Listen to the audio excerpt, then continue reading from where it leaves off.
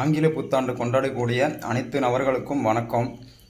என்னையை பொறுத்தளவுக்கு வருடங்கள் வேண்டுமானால் மாறலாம், வானமும் பூமியும் என்றைக்குமே மாறாது. அப்புறம் நானும் மாற மாட்டேன். நம்ம எப்பயுமே ஒரே சூரியன் ஒரே சந்திரன் அப்படிங்கிற மாதிரி ஒரே குணம் தான். அது எப்போவுமே பச்சைவந்தி மாதிரி என்னோடய குணங்கள் மாறுறதுக்கு வாய்ப்பு கம்மி தான். ஆனாலும் வரக்கூடிய புது ஆண்டுகள் மக்கள் அனைவருக்கும், உலகத்தில் வாழக்கூடிய உயிரினங்களுக்கு அனைத்துக்குமே எல்லாரும் மகிழ்ச்சியாக வாழ வேண்டும் என்று நான் இறைவனிடம் வேண்டிக் கொள்கிறேன்.